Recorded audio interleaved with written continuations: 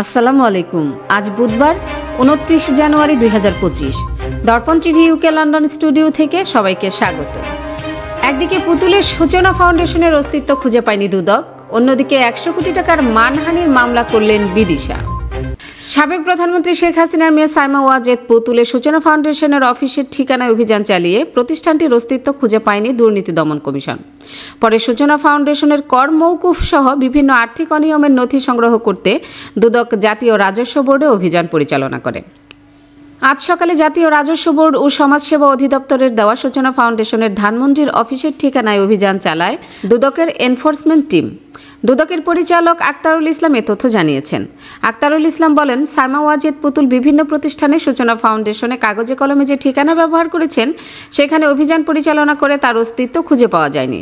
মূলত ফাউন্ডেশনের নাম ব্যবহার করে অর্থ আত্মসাতের অভিযোগে দুদক আজকের এই অভিযান পরিচালনা করে।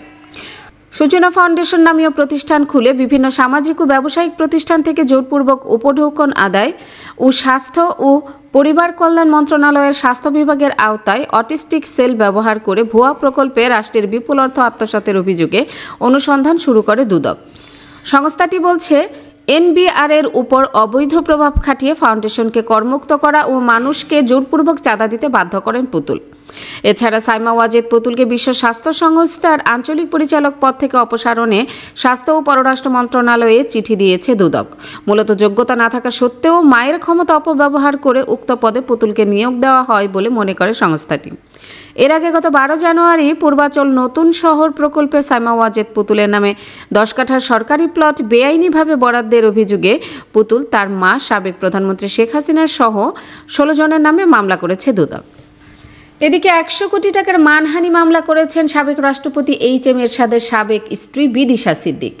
আজ মঙ্গলবার ঢাকায় মেট্রোপলিটন ম্যাজিস্ট্রেট নাজমিন আক্তারের আদালতে এ মামলা করেন তিনি। শুনানি শেষে মামলার অভিযোগের বিষয়ে তদন্ত করে আগামী 27 ফেব্রুয়ারির মধ্যে ডিবি পুলিশকে প্রতিবেদন দাখিলের নির্দেশ দেন আদালত। বাদীপক্ষের আইনজীবী মোহাম্মদ নজরুল ইসলাম সরদার এ তথ্য জানান। মামলায় হোসেন মোহাম্মদ এরশাদ ট্রাস্টের সাবেক চেয়ারম্যান কাজী মোহাম্মদ মামুনুর রশিদ সহ 3 জনকে আসামি করা হয়েছে। অন্য আসামিরা হলেন হোসেন মোহাম্মদ এরশাদ ট্রাস্টের সাবেক সদস্য ফখরুজ্জামান জাহাঙ্গীর ও মনিরুজ্জামান টিপু।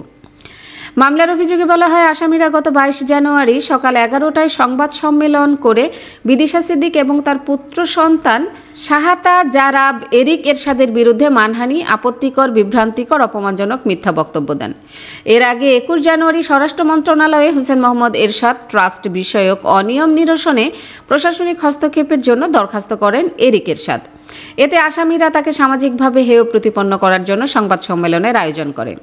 অভিযোগে আরও বলা হয়, একাধিকবার আসামি কাজী মোহাম্মদ মামুনুর রশিদ এবং ফখরুজ্জামান জাহাঙ্গীরের সঙ্গে যোগাযোগের চেষ্টা করলেও তারা সময়ক্ষেপণ ও টালবাহানা করেন এবং প্রতিশ্রুতি অনুযায়ী ট্রাস্টের হিসাব বুঝিয়ে দেননি। ট্রাস্টের অনিয়মকে বৈধ করতে বেআইনিভাবে সাংবাদিক সম্মেলন করেন।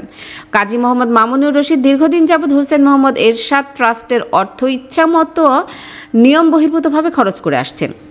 অভিযোগে বলা হয়েছে, এরিক এরশাদ অসুস্থ থাকা সত্ত্বেও ট্রাস্টের সভাপতি ও সদস্যরা তাকে অর্থ না দিয়ে হোসেন মোহাম্মদ এরশাদের ট্রাস্টের অর্থ লুটপাট করেছেন। লুটপাটের প্রতিবাদ করায় বিদিশা সিদ্দিকের বিরুদ্ধে আসামিরা ষড়যন্ত্রমূলকভাবে অপমানজনক মন্তব্য করেন।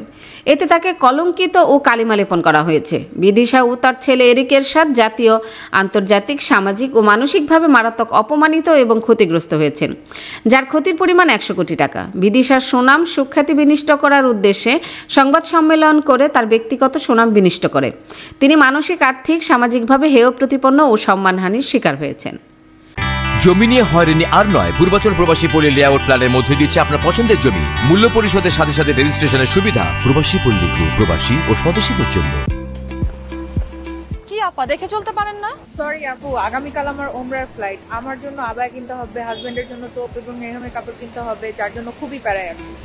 আরে আপু, এটা তো কোনো সমস্যাই না। সালমা আবায়াতে আপনি আপনার পছন্দের সবকিছু এক ছাদের নিচে পেয়ে যাবেন। তাই নাকি? তাহলে তো ভালোই হয়। Salma Abaya House, 118 Whitechapel Road, London E11JE. Are you tired from pedaling a bicycle? Then it's time to get an e-bike.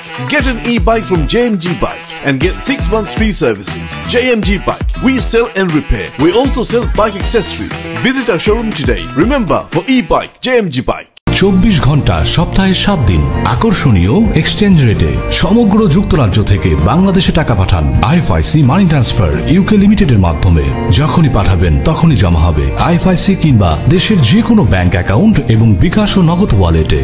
Money transfer করতে সার্বক্ষণিক আছে আমাদের মোবাইল অ্যাপ এবং আপনার নিকটস্থ অনুমোদিত এজেন্ট।